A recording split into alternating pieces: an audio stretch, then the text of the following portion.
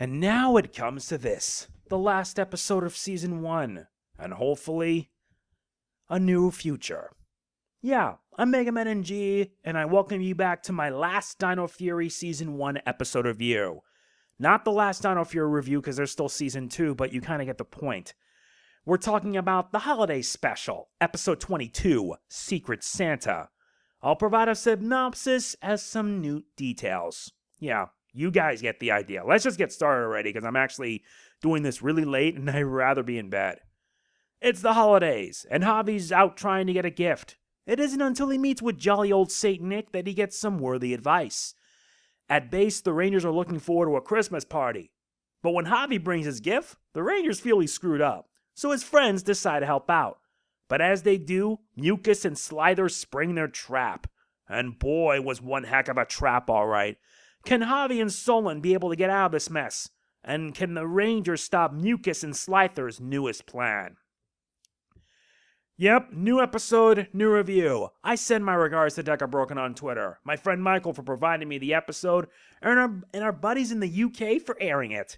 This came out yesterday, and I'm thankful that now every episode of Season 1 of Dino Fury has been covered. This is the second holiday episode of Dino Fury. The first was a Halloween episode that was a few episodes back. Basically, it was... Seriously, which one was it? I think it was episode 14? I don't know. But either way, yeah. This is the Christmas special, and it's honestly a Javi episode. The plot has Javi wanting to find the right gift, but things go wrong when he and Solon get trapped thanks to a trap by Mucus and Slyther. As this happens, the Rangers have to contend with them, who are after Santa's sketchbook. Okay, before I proceed with this any further, there's just one thing I need to ask. How the heck did Mucus and Slyther escape the Dark Dimension? If you remember in the last episode, they got sucked into the Dark Dimension by Regal after kidnapping Dr. Akana. I really need to know because under normal circumstances, they couldn't escape. I would say it's a bit of plot contrivance, but since Void Knight is done for after the events of the last episode, they need to have an excuse to bring them in. But hey, I will say this. These two really don't know when to quit. As for the episode, I hate to be the bother about it. It's a clip show. However, it's done in a way that I found it to be good. The only times I ever enjoy clip shows is if they're done right. Time Force actually did that pretty well. And we all know how much of a wreck Yu-Gi-Oh! Vrains did with their clip shows. 7 in all. When a show like that has 7 clip shows, you know something is wrong. Much of the episode centers on Javi and Solon struggling to find the gift that turns out to be a bomb in disguise. All the while, as they look through the gifts, Javi begins to reminisce on various moments throughout the season, where each Ranger had to overcome different trials. Some examples were Izzy and her lack of electronic experience, Amelia catching Ollie by accident, who she thought it was a ghost, and that happened in the first episode, Aeon saving an ice cream stand from dragging off, and Zato when he had his time at a gym that was run by a scumbag. We all know how that went. That's pretty interesting, and it has Javi seeing how his friends have gotten out of their different situations. And to be fair, that gym bit, it was actually more Izzy than Zato. Zato was mostly along for the ride. And we learned that Izzy has her own gym, which is awesome. Not to mention, we have the return of the Fusion Ultrazord. Although, yeah, this is the second and last time we'll be seeing it, because according to the Ryu Soldier footage, that Megazord actually appeared twice, because they're going to end up getting better stuff. And I do want to say that this episode has not one but 2 Zord fights. I know it's Sentai footage, and I got no issues with it, since it was integral to the plot, but jeez, the bad guys really want to make this difficult, especially on the holidays. And honestly, I have no issues with this, as it's pretty harmless fun. Not to mention Javi giving Solon a gift after Solon had repaired one of Javi's piano keys. It was just a heartwarming moment, truly, I know. But what made it even better is that we learned that Solon is gets a bit nervous when it comes to singing. I don't blame her, not one bit. I enjoyed this little special since it was just light fun, and plus we get to see the Rangers kick butt. A good excuse for that. This episode gets an 8 out of 10. Pretty solid, pretty fun holiday special. And honestly, I liked it.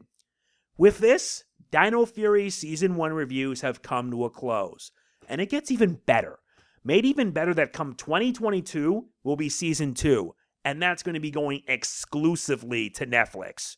Want to know what that means?